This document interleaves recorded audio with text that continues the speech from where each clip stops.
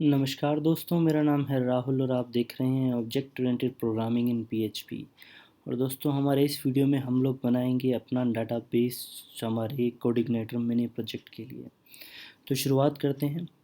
फिर से वही बात आती है कि मैं अभी एक मैक पे हूँ, तो इसके सॉफ्टवेयर्स और अब आप अगर किसी और दूसरे ऑपरेटिंग सिस्टम पे हैं, जैसा कि ज़्यादातर हमारे यहाँ पे विंडोज़ यूज़ होती है या आप लिनक्स यूज़ करते हैं, तो उसके सॉफ्टवेयर्स में थोड़ा डिफरेंस हो सकता है।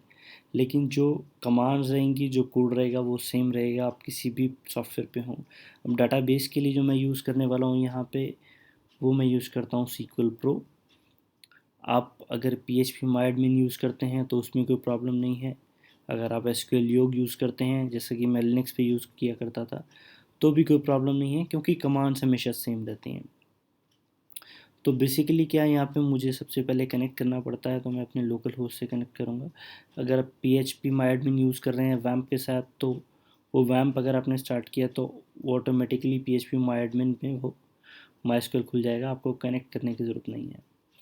कनेक्ट करने के बाद ये मेरा पुराना डेटाबेस सिलेक्ट हुआ हुआ था, तो वो खुल गया साथ के साथ।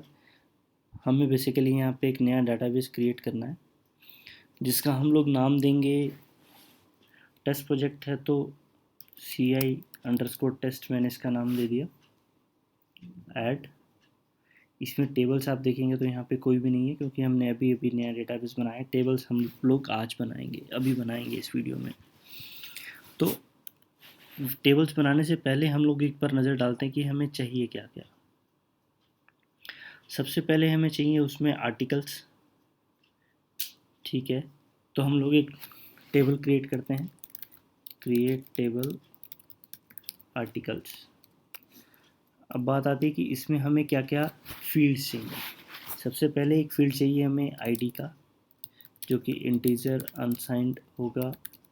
हमें ऑटो इंक्रीमेंट चाहिए, और इसी फील्ड को, आईडी को ही हम लोग एज अ प्राइमरी की यूज़ करेंगे इसमें। ठीक है, उसके बाद हमें चाहिए आर्टिकल का टाइटल, जो कि होगा वैरकेर टाइप का, और 255 इसकी लेंथ होगी। और फिर चाहिए हमें उसकी बॉडी, ये भी वैरकेर होगी। इसमें हम लोग 255 की लिमिट नहीं दे रहे हैं, या फिर एक काम कर सकते हैं, इसको आप टेक्स्ट भी दे सकते हैं, क्योंकि इसमें लिमिट काफ़ी ज़्यादा हो सकती है आर्टिकल की बॉडी, तो उसको हम लोग एज अ टेक्स्ट ले लेते हैं। ठीक है, जब आप ये कमांड रन करते हैं तो ये मुझे क्या बोल रहा है, ये एरर दे रहा है। ओके, ये कोमा मुझे नहीं लगाना था।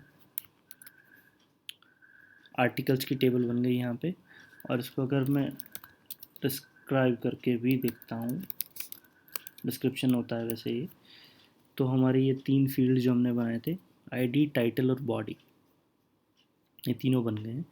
अगर हमें ज़रूरत पड़ेगी आगे, तो हम लोग इसको मॉडिफाई भी करते रहेंगे। इसमें अगर हमें कोई कॉलम ऐड करना है, डिलीट करना है, तो हम लोग चेंज कर लेंगे। अभी के लिए इतना बहुत है। दूसरा, हमें एक टेबल चाहिए यूज़र्स के लिए, तो क्रिएट टेबल यूज़र्स। इसमें भी आईडी तो हमें चाहिए, integer unsigned auto increment primary की। ठीक है, उसके बाद यूज़र नेम, तो इसको मैं यू नेम लिख देता हूँ, varchar 100 कैरेक्टर से ज़्यादा होता नहीं किसी का भी user name. Okay, F name यानी कि first name, varchar 100, L name यानी कि लास्ट नेम, varchar 100, और एक चीज़ मैं यहाँ पे ऐड करता हूँ, पासवर्ड, पी वर्ड। ये मैं शॉर्ट फॉर्म्स यूज़ कर रहा हूँ सबके लिए। पासवर्ड को हम 255 यूज़ करेंगे, क्योंकि अगर ये एनक्रिप्टेड हो तो वो फिर स्ट्रिंग लंबी हो जाती है, वो हम यहाँ पे 255 यूज़ करेंगे कैरेक्टर्स। ठीक है, हमने आईडी ले ली, यूज़र नेम ले लिया, पासवर्ड ले लिया, फर्स्ट नेम ले लिया और लास्ट नेम ले लिया। ठीक है, इसके अलावा कुछ चाहिए? नहीं चाहिए। इसका हमने रन किया, ये फिर एक एरर दे रहा है, नियर व्हाट। ओके, मुझे यहाँ पे कोमा नहीं देना था। ठीक है, क्रिएट हो गई। अब यहाँ पे एक चीज़ जो मुझे अभी अभी याद आई, इसको मैं डिलीट करता हूँ, वो ये है कि आर्टिकल्स की जो हमने टेबल बनाई है उसमें यूज़र आईडी का कॉलम नहीं लिया है, तो कौन से यूज़र ने कौन से आर्टिकल्स बनाए हमें पता नहीं लगेगा। उसके लिए हम लोग एक कॉलम ऐड कर देते हैं, alter table articles, add column user ID, integer ही लेंगे हम, और अनसाइंड लेंगे। अनसाइंड क्यों लेंगे ये आपको माइस्क्यूएल की क्लास में पता लगेगा। No errors. बेसिकली अनसाइंड हमने इसीलिए लिया क्योंकि जब हमने यूज़र्स टेबल बनाई थी तो उसको भी हमने अनसाइंड लिया था यूज़र आईडी। एक्चुअली ये डिटेल्स ज़्यादा हो जाएंगी साइंड अनसाइंड, तो वो एक हम लोग अलग वीडियो कर लेंगे माइस्क्यूएल की, अगर कभी ज़रूरत पड़ेगी। अगर आपको ये चीज़ नहीं पता है कि साइंड अनसाइंड क्या है तो आप प्लीज़ कमेंट में लिखिएगा, तो मैं एक अलग सी वीडियो बना दूंगा। अभी इस वीडियो को डिस्टर्ब नहीं करते हैं। तो हम लोगों ने यहाँ पे एक यूज़र आईडी का कॉलम ऐड कर दिया, कंफर्म कर लेते हैं। यूज़र आईडी का कॉलम यहाँ पे आ गया।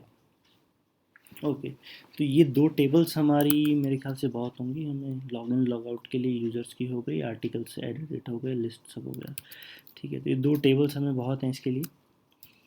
और अब नेक्स्ट जो हमें काम करना है, हमारा जो प्रोजेक्ट है उसमें डाटाबेस की कॉन्फ़िगरेशन, हमें इसका यूज़र नेम और पासवर्ड ऐड करना है।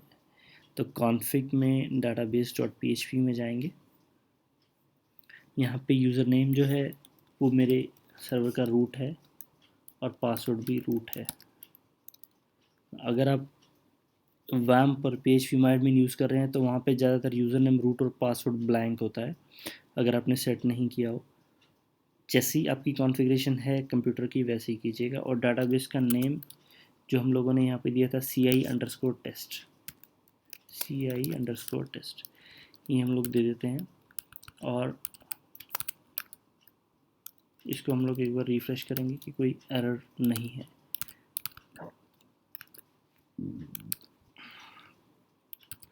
तो इस वीडियो में हम लोग इतना ही रखते हैं। उम्मीद करता हूँ आपको क्लियर हो रही होंगी चीज़ें। मैं बहुत ज़्यादा एक वीडियो में भी स्टफ़ नहीं करूँगा, सब कुछ एक वीडियो में नहीं भरूँगा, ताकि आपको समझने में परेशानी ना हो। और उम्मीद करता हूँ आपको समझ में आया होगा अच्छे से। अगर नहीं आया हो, कोई भी आपको डाउट हो किसी भी वीडियो में, आप बेशक कमेंट करें। जो भी आपके डाउट्स हैं मैं आपको जवाब ज़रूर दूंगा। अगर आपको वीडियो पसंद आया हो तो इसे लाइक ज़रूर करें, और हमारे नए वीडियोस के लिए आप सब्सक्राइब कर सकते हैं हमारे यूट्यूब चैनल पे। मिलते हैं हमारे नेक्स्ट वीडियो में, तब तक के लिए बाय बाय, नमस्कार।